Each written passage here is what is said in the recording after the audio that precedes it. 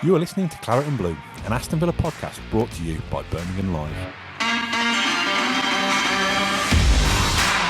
Hello and welcome back to the Claret and Blue podcast. We've decided to go a little bit more current than last few videos where we've kind of rambled on about different Villa memories and things like that.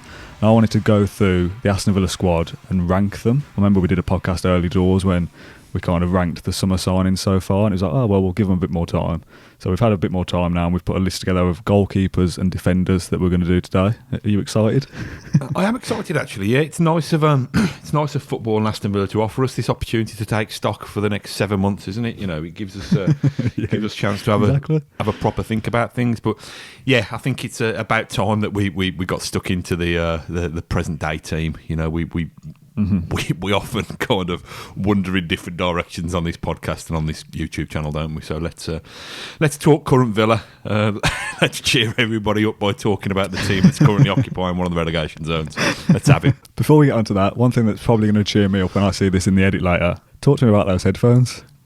See, I don't think they're quite as ridiculous as you seem, but then again, I can't quite see it. I'm just looking in the viewfinder on the camera and I can't quite see it. I've asked politely if somebody can give me some headphones this morning that don't look so ridiculous, and my daughter's got some normal kind of iPhone headphones that she said I can't have, and she took great delight in running upstairs to go and retrieve me these things anyway. So they're a little bit tight on my big fat head, but enjoy. We'll get into it then. Obviously, a lot of people are doing these ranking and tier lists and things at the moment where you've got a list of elite and very good and average and all the rest of it. And I kind of wanted to copy that because everyone else is doing it and it seems to work quite well, and it's a good format of separating a list of things. But I wanted to put our classic Claret and Blue random twist on it. So first of all, we've got goalkeepers, which we're going to put into a list of things that we'd let them hold.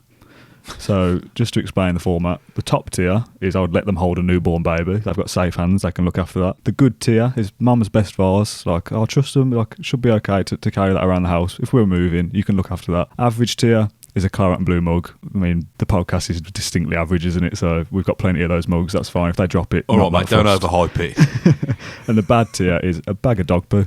Like if we're on a walk and a dog does a poo, you can hold that because if you drop it, I don't care. It doesn't matter. I couldn't care less about that. I think it needs to be a stranger's bag of dog poo as well. Not even your own. You care for it even less. Yeah, good point. So a stranger, well, not your own poo, obviously, but not even your own pet. Yeah. A stranger walks past in the street with a bag of dog poo and says, "Hold this." That's the bad tier in this situation for goalkeepers. Who's going in that top tier? Anyone? Does anyone make? Are you willing to let any of those hold a newborn baby? I think you've got to put Tom Heaton in there. Yeah, I think he's. I was gonna suggest a different strand to this, but I never got round to it at the planning stage. He's saying if we could come up with 3 words for each player and to see if any of us would have matching words. Okay, like about their characteristics. Yeah, we can save that for another podcast, perhaps. But trust is the one that I think would be Tom Heaton. I think he's just kind of got something about him. He's got that kind of that trustworthiness. But risk of repeating my previous assessments of Tom Heaton, he's a man's man, isn't he? He's a proper bloke. He could probably a bit before your time, Dan. But do you remember a shop called Athena? Nope. Right. Well, I'll get to the point. There used to be a shop in the Bullring called Athena, and it was a chain that was all over the place, and they used to sell posters for people's walls. And there was a famous Athena poster of a kind of a bloke, but he was kind of a fairly ripped bloke, kind of honky bloke. Where am I going with this? holding a young baby, and it was seen as a kind of the great protector kind of thing. I've just googled it. I know what you're looking at. What you're talking about now. Yeah, you might want to flash that on the screen so people of your generation will know what the hell I'm banging on about. But it's kind of that you would trust him, and as much as I'd actually trust him with a newborn baby in one arm and a fluffy, recently hatched chick in the other arm. I think that's how much trust I've got in this guy. Yeah, I saw an interview with him the other day as well, and there was one just after he got injured as well. I think that Villa might have posted, and he's just a nice bloke, isn't he, as well? Like his character he's a nice person, like regardless of his footballing ability, which I think out of the 5 goalkeepers he would be my number 1 choice to play as well. But he's also just seems like a nice man and somebody that I would be very happy to say, here's a newborn baby, Tom Heaton, go and look after it. Imagine the circumstances though that had reached that'd lead to that situation. What a bizarre set of circumstances. So yeah, he definitely nails that category for me, Tom Heaton. Yes, Tom Heaton straight in the top tier, holding a newborn baby. Next up, Pepe Reina. This is a very interesting one, because I remember saying at one stage, again, I'll find the clip if I can find it, but I don't know what episode it was. We thought Tom Heaton was good, and we thought we were going to struggle to replace him, but all of a sudden, out of nowhere, Pepe Reina looks like, he looks like, obviously we know who he is and everything, but he looks like the real deal, like he's still got it kind of thing. Whereas then obviously the last couple of games before football was suspended, he had the dodgy game against whoever it was, and then he had the one against Leicester where he came out of nowhere thinking he was a sweeper keeper, and it's just like, I don't know, is he that good after all? Where does he place? Is he in good? Is he in average? He's not bad, obviously, but I don't think he's in the top tier. Would you let him look after your mum's best vase? I don't know whether my mum's got a best vase, to be honest. So the problem with letting him look after my mum's best vase, I'd have to buy my mum a vase. He's not newborn baby territory, I don't think. Not anymore. I think he kind of showed a few kind of rash moments, didn't he, in the Southampton game and against Leicester. His handling has actually not been too bad.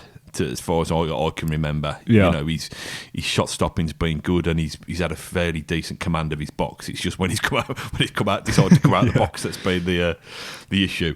I think he probably would be in that good tier, wouldn't he? I think so. We were all raving about him for a couple of weeks. Not only was he kind of doing his job and protecting the goal, but he was also, his distribution. He was kind of pinging balls to his fullbacks and to his centre mids and everything. So I think it's a bit tough to write him off so soon. So I think he would be. I think he would be Mum's best vase. And he's actually. Listen, this won't continue, but I've been reading a bit about Reina as well, and he reckons he's had a coronavirus scare, doesn't he? Yes, I saw some bits about that. What I would say is kind of wish him and any footballer and any human being on the planet who's dealing with this horrible thing. Well, we're all dealing with it in our own way, aren't we? But who's actually suffering the effects of it. So yeah, you can have Mum's best vase, Pepe, and we wish you and yours a speedy recovery. Yes, agreed. I think that's a fair assessment. Next on the list is Oyen Neeland. Again, a bit of an interesting one that I don't think he's quite done enough to get into that good tier that I'd let him hold my mum's best vase, but I think I'd be fairly happy with him having a claret and blue mug to look after. It's a strange one because he's had a bit of a mixed bag of a Villa career so far, hasn't he? I'd probably kind of think of him my most recent memory of him, and I know he played in the cup final, but it's just that double header against Leicester, and he was just absolutely brilliant. Do you know what I mean? I don't know. We've been a bit harsh on him, and I think you're probably right. I think he is average because if he was any better than that, there wouldn't have been the need for Villa to go and recruit Pepe Reina. I think he would have commanded the trust of Dean Smith, of Neil Cutler, the goalkeeping coach, of John Terry, and so on and so forth. So if they don't trust a professional goalkeeper to keep goal, I'm not sure we could trust him with our mum's imaginary best vase. So let's give him a claret and blue mug. We have got plenty of those, by the way. So if anything does go wrong and he does drop it, we can replace it. In fact, I might give my mum one of them to use as a vase. I think there's a bit of a Jekyll and Hyde thing with Neelan, isn't there? I think if you're thinking back of memories before this season, you think, he's average at best. Possibly even some would argue he deserves to go into that bad tier for some of his errors and stuff. But I think they're kind of almost a comeback story that he's gone away, trained hard, clearly improved as a footballer, and come back and helped Villa get to a cup final. Part of me wants to put him in good tier just for that Pepe Reina is in good tier because he's got some good qualities, but he has his flaws.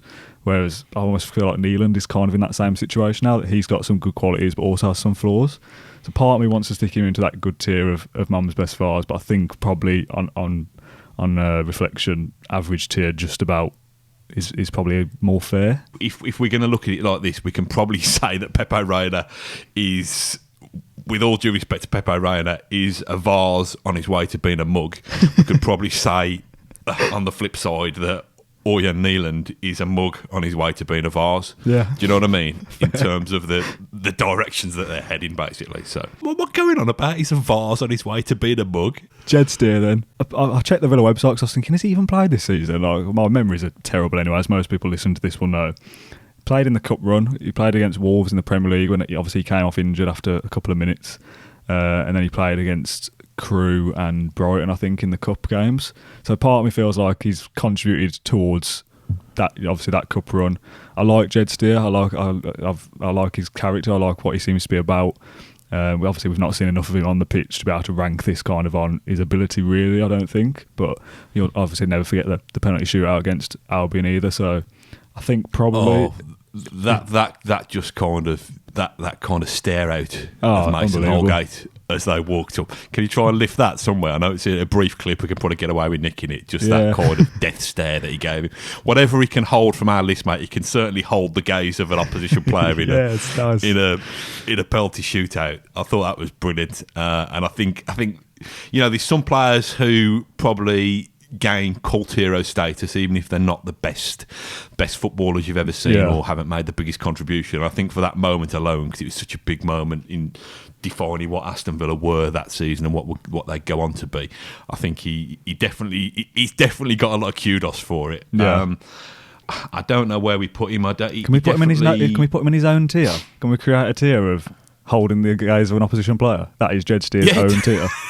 Do that, yeah. He's nailed it, hasn't he? No one does it better than that. I would let him hold the gaze of an opposition player. That's where I'd put Jed Steer. The other thing about Jed, I don't know why, but whenever I hear his name, I think of, do you know Alan Partridge's Stalker? Yeah. Can I be bothered to do a Photoshop of that? I probably can, can't I? I just want to be your friend, that's all. I'll be your friend. I don't know, I just think like Jed Steer must have kind of Tom Heaton posters all over his wall and that kind of thing, and be some kind of sad kind of serial stalker. I like the fact we've invented a tier for Jed Steer, the Steer tier as it's called. The final goalkeeper on this list, Lovre Kalinic, went out on loan to, was it Italy? I don't even know where he is. I mean, if that doesn't tell you what you need to know about Lovre Kalinic's Villa career, I don't know what does. He goes straight into bad tier, doesn't he, I think? Lovre Kalinic, hold my dog poo. I think the thing with Kalinic is that he's one of these ones who kind of, because Villa were made to wait for him, it's a bit like kind of being your mum saying, no, you can't have that, you'll have to wait till your birthday or Christmas, and then when you finally get it, it's a bag of dog poo. It's a bit crap. It's a bag of dog poo now. I've moved on. I think Kalinic is a bit like that because there's all the work permit issues the first time we tried to sign him way back when we finally got the deal over the line this time. It was seen as, he's the real deal. And then he played, it was a bit crap. He got bombed out. Nobody explained where he was or what he was doing. And then he just kind of exited stage left without any kind of fanfare to join Toulouse. Yeah. He's played 4 games for them, but he only played 7 in his time at Villa as well. It's just a weird signing. Didn't do anything. Bad tier. He's definitely a pooper scooper keeper, isn't he? Goalkeeper's been a weird one for the last few years anyway, hasn't it? So that's not a particularly great position to be in anyway with the amount of goalkeepers we've got through over the recent years. I mean, that's why we want Tom Heaton to make this kind of full recovery, because we've said this before as well, that not only is he a pair of safe hands in the goal, he's actually kind of one of the leaders that Villa have been crying out for during a bit of a kind of troublesome season. So, clearly, I think there's a clearly defined list there. I'm not sure it's going to be quite so easy for us to kind of put the defenders into categories. But as ever, for you good listeners and viewers of Claret and Blue, we'll do our damnedest. So we've also got the list of defenders. First of all, I'll read those out, and then I'll get you to the wacky tiers that we've come up with in no particular order. We've got Bjorn Engels, Ezri Konsa, Matty Targett, Neil Taylor, Frederick Gilbert, Tyrone Mings, Courtney Horse, Ahmed El Mohammadi. I've also chucked in there James Chester and James Bree, even though they're out on loan, just because they're on the squad list on the Villa website, so might as well give them a quick shout out. So these are things that you trust the Aston Villa defenders to protect. Number 1, the top tier is your life, which is precious. Not just your life, Dan, all our lives. The good tier is passport, kind of taking the role of the kind of dad or the mom who looks after the family passports and tucks them away safely. We've got average, which there'll be a theme emerging throughout this run of this run of features. Average is the Claret and Blue podcast mug. Which, it's a nice thing. It's a nice mug, but like you said, we've got loads of them. If they drop them, it's no big deal, is it? Yeah, people can cope with that in their lives. And bad, this is a real nice snappy title that we've given the bad tier.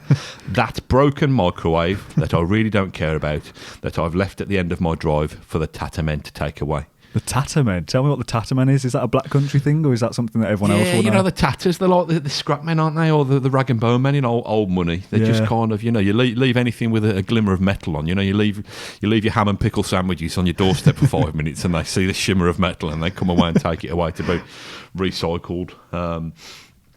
So it's that kind of thing, you know, you don't really need it protecting because you've actually stuck it on the end of your drive anyway and you want somebody to take it away. So hence the bad category. Somebody who's bad at protecting, somebody who's bad at defending, they can be trusted to defend something that you don't really give a massive damn about. It's so long-winded, isn't it, this format? But I love it. It's funny. First up is Bjorn Engels. Again, this is a very, very much kind of almost of the Neelan category, I think, or the Pepe Reina category. That part of me, if we were assessing kind of the first 7 or 8 games of the season, I'd be very tempted to stick him in there as that Bjorn Engels could protect my life. I think he's for where Villa is, that we want to stay up in the Premier League. He's a top tier defender for that kind of football, if that makes sense. Like, he's not top tier in the sense of he could go and play for Man City, but as a relegation footballer, he's good enough to do that. Good enough to play. Good enough to be relegated. Bjorn Engels, bless you. Good enough to finish 17th, top tier for that level of footballer. I think, having seen some of his performance and then he got dropped, the whole thing against Tottenham, which will never get my head around. I think it's probably a little bit too harsh to put him in claret and blue mug based off that, and he probably just slides into good just about that. I'd let him protect my passport on holiday. Yeah, you wouldn't let him protect your life, would you? And I don't want to keep going on about the bloke for one particular error, but you know what he'd do if you know, rather than a bodyguard throwing himself in front of a bullet, he'd kind of lift his foot up and let the bullet go under his foot, wouldn't he? And it'd kind of take you out in the ankles and you'd bang your head on the floor and drop dead of concussion. And it's the Shane Long one as well, when he outpaced him against. You know, you wouldn't expect him to kind of get your granny on his shoulders and kind of get her out the way of danger because he's a bit sluggish. I think passport. I think I can almost imagine him having a kind of little kind of what they call like man bags or something. Yeah, I was thinking like, you know, like those see-through Polly Pocket type things you get for like folders and organisation and stuff with like a little diary in there. I reckon he'd get one of those and he'd stick the passports in, and a little bit of responsibility for him. Quite an important task not to lose the passport on holiday. Something, you know, decent to look after. But you know, if it does go missing, there is alternatives. Whereas if he can't protect my life, it's game over, isn't it? So I think that's probably fair. Yeah, well, that's it. If it does go missing, you expect kind of Tyrone Mings to come along, don't you, and say, "Oh, look what you've done! You've left this on the table in Costa or in the Wetherspoons at Birmingham Airport." You know, you've got that little bit of a fallback, haven't you? You've got that safety net. So that's Bjorn. Yeah, he's good passport man. Ezri Konsa. This is a difficult one because I think there's probably a good player in there for the future, but I'm not sure he's there quite yet. Probably very difficult to put him in anything but average.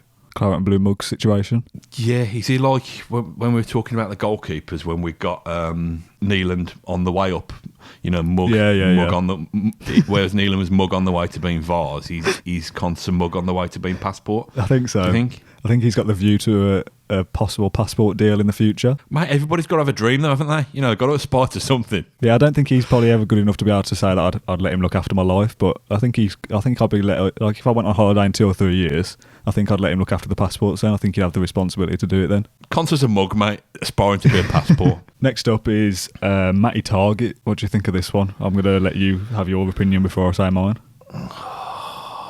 It's another one, isn't it? That's, I think what I need to say is, and I'm not trying to dig any Aston Villa players out throughout this process because they're living the dream. And, you know, to even be anywhere close to being a professional footballer and to put on an Aston Villa shirt, you've got to be something special. Yeah, I'd get myself on this bad tier 100%. I don't care. Yeah. What I was going to say is Villa have got the worst defensive league in the Premier League, the worst defensive record in the Premier League at the moment. So I don't think we're going to have too many people occupying that top tier, if I'm being honest. I don't know. I think Matt Targett might go into the Claret and blue mug range for me as well, yeah, because I think if we're talking about defensively and what we want them to protect, I think the best bits that we've seen from Targett have probably been him going forward rather than being defensively anyway. I don't think he's a terrible defender. I think he's an upgrade on what we've got. He might suffer likewise from coming with a fairly or the hefty-ish price tag. So perhaps we've been a bit unkind to him, but I'd want to see more from him. I probably want to see more kind of, and again, this is definitely kind of mal on terraces rather than astute football commentator. But I want to see a bit more blood and thunder from him. I want to see my fullbacks who are kind of really kind of crunching into players. Yeah.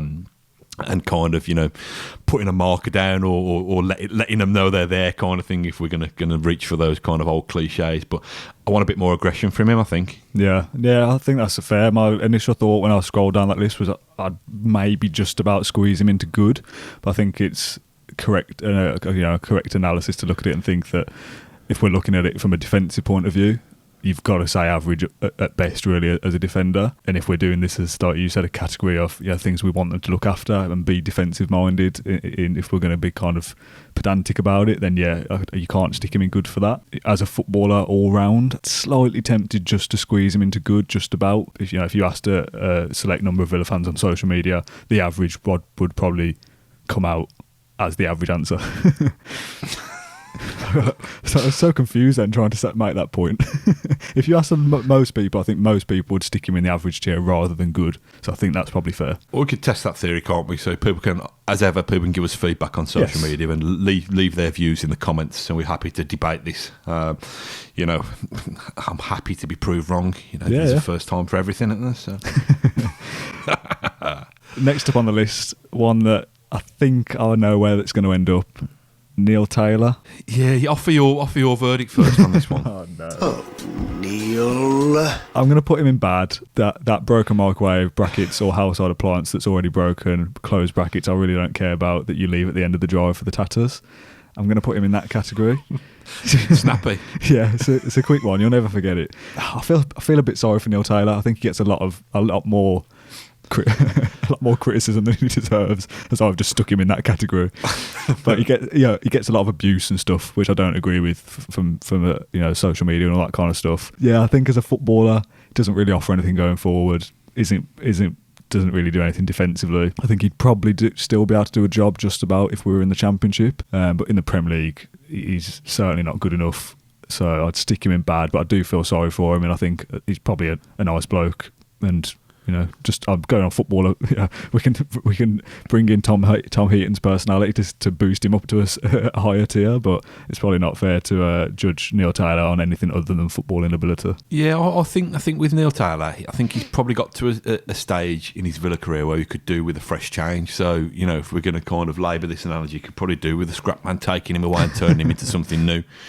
To be honest, because it just hasn't quite worked for him, and I think.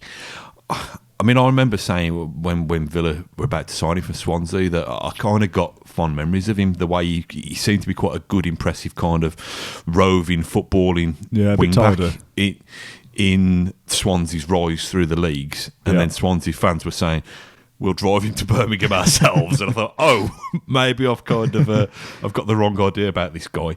And I don't think it's ever for the want of him trying. I don't think you can question his commitment. I think his confidence has taken a massive battering, and whether that's the fact that whether it's the Seamus Coleman thing that we often hark back to, that taking a mental psychological toll on him. Again, this is a strange one because I think he's actually probably better defensively than he is going forward in a reverse thing of what we said about Targi. But again, I still don't think... I think he can be too easily turned inside out. I don't think he's good enough at stopping the crosses. He can't do anything about the kind of... his diminutive size, if you like, but is he enough of an athlete in terms of his power, in terms of his, in terms of what he can offer aerially? I don't think he is. So, like I said, I think it is a bit cruel for we're as bad as anybody. So we've stuck him in this category. But yeah, I just think he'd benefit from a fresh start. Yeah, agreed. Next up, the other side, Freddie Gilbert, probably not quite good enough for good, and probably being just a bit too good for average. If we put in Matt Targett in average, I'd say Gilbert has impressed me more than Targett. It just seems to have a kind of swashbuckling nature about him. I like the fact that he's got a little bit of an edge about him. I like the fact that he kind of, we're talking about the most recent time we've seen him, perhaps, but against Sterling at Wembley. Yeah, I like the fact that he kind of had a bit about him and wasn't. Listen, I know Sterling's not the kind of biggest warrior the Premier League's ever seen, but Gilbert was happy to go toe to toe with him pace wise. He was happy to kind of have a little bit of afters and a little bit of a kind of a little bit of a war with him. So I like that edge to his character. Now on the flip side of that, again, we're not harking back too long, but that Southampton goal when he was dug out by the pundits for kind of sticking in his own lane, rather than really making a proper kind of hell for leather attempt to go back and protect that goal. I don't know. He's prone to throw a couple in, isn't he? A couple of errors in. Yeah. But I think I like the intensity he plays with. Something that you didn't mention there that I've just thought of that just knocks him up into good for me, that I'd let him look after my passport, is his slide tackles. He loves a slide tackle. Yeah, he does love a slide tackle. I think that just about propels him into good for me, I would say now. Let's stick him in there. I think listen, I think this is going to prompt a bit of debate over all of our decisions, but I think the target in the Gilbert one might draw, might lead to quite a lot of people telling us we don't know what we're doing. I think they're borderline ones, but let's do that. Let's stick somebody in there. Let's stick another one in the good. I mean, it's a lot of passports for Engels to look after otherwise, isn't it? Really. So let's give Freddie some of the passport responsibility as well. Well, there's one here that I think there is no debate whatsoever, and that is Tyrone Mings straight into protecting my life, 100%. Yeah, I agree. What a man to look after you, by the way. You know what I mean? Like, if you're talking like a bodyguard, massive 6 foot, whatever he is, 6'5", absolutely ripped to shreds, a good, kind, caring heart. You can't think of anyone better to look after you there. Can I let you into a secret that I've never disclosed publicly before? Oh, absolutely. Only my close circle of family and friends know this. And it's a serious point, but as ever, the way I am, I'll deliver a serious point with a probably smirk on my face. When I was a young lad, when I was at school, probably 12 or 13, there used to be this kind of gang of kids who went to a different school, and if I timed my trip back from school wrong, they would kind of, I suppose it is bullying, to be honest. They'd lie in wait for me, and they'd kind of like pin me up a wall, and they wouldn't actually ever inflict violence on me, but there'd be the threat of it. They'd kind of, do you know what I mean? Yeah. And it was like really, it was intimidating to such an extent that for about 3 years, I could never ever risk having a detention, because if I had a detention, it would delay my time back from school, and I would put myself in that situation. Yeah. So the point I'm getting to is A, stand up to the bullies anyway, because you can't let them win. But B, imagine if Big Tyrone would have been escorting me home from school. Perfect. Every day. I mean, admittedly, he's probably about 6 years younger. How old is it? No, he's younger than that. He's about 26 or 27, I'd have thought. So he's 15 years younger than me. So admittedly, he'd been -3 or something, like that at the time. But I think even, I think in terms of having somebody in your corner, somebody in the trenches, somebody who's going to look after you. Yeah. And we all know that Tyrone Mings has not been without errors this time. We know that he's been accused of being a bit casual on the ball at times. Yeah. But it's leaders again, isn't it? It's leaders and warriors. And I think that doesn't necessarily just come from the sheer scale and size and physique of the bloke, although that obviously helps. It's a mentality thing as well. You know, he wants to be a winner. He wants to be the one who's kind of protecting that goal. We've seen him put his body on the line in terms of the ultimate protector. You'd probably stick your newborn baby in his arms as well, wouldn't you? Yeah. Probably be a bit more in keeping with the honk on the on the Athena posters as well. He wasn't protecting as such, but I remember, and I don't know whether you mind me saying this, and people probably know it anyway, but you reached out, didn't you, in terms of wanting a bit of support to give you a bit of a leg up and a bit of a kickstart in your career. And Tyrone Mings doesn't know you from Adam, but put his hand up and said, "Well, actually, come and do a bit of work for us." And I know you've done some kind of video work for his academy. Yeah. So he is lovely bloke. He cares. Do you know what I mean? So if you've got somebody who can not only care, but he's 6 foot, I don't know, 6'3", 6'4" of pure beefcake, then, oh, mate, you're making me swoon now. Next up on the list, have I given Tyrone Mings enough credit there by not answering you back much about that video thing, or can we just sweep it under the carpet? I'll get all embarrassed otherwise if I start talking about it. Listen, I think he's deserved his top tier. Yes, looking after our life status anyway. So next up then, Courtney Hawes or House Hawes, I think. I don't know. I'll go between the two. Courtney Hawes, Courtney House. Oh, I think average, isn't it? I would say possibly slipping into bad. Is that fair? I think he's average. I think I've seen some good solid performances from him. You'd let him protect your mug. I think there's been some good bits. I think physically and aerially he's strong. Is he that good in possession on the ball? Not particularly. Is he Villa's first choice? Not in a 2. Is he Villa's first choice? Probably not in a 3. So that probably tells you where he stands in, and who have we said centre half? Said Mings is top tier. Engels was good. Engels is good. Was average. Konsa's average, so he's certainly no better than Konsa. Probably a little bit worse, if I'm being honest. A Claret and Blue mug for Courtney, whatever his name is. This is quite an interesting one. The last player that's still here before we move on to the loanees very quickly. El Mohamedy. What's your initial thought when you see El Mohamedy? I don't know. My initial thought is he's super steady, but do you know what I think he's like? And this is not a tier that we've put in there, but it's a bit like, remember the good old days when we used to be based at an office in Birmingham before we were in lockdown. Distant memories, yes.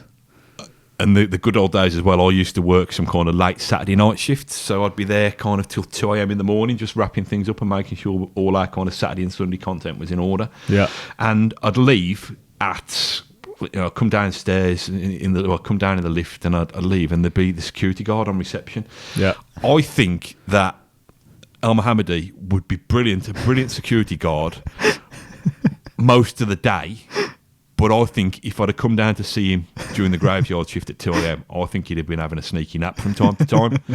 So I think do you know what I mean? Do you get what I'm saying though? I think most of the time he'd be super reliable. I do understand what you're saying.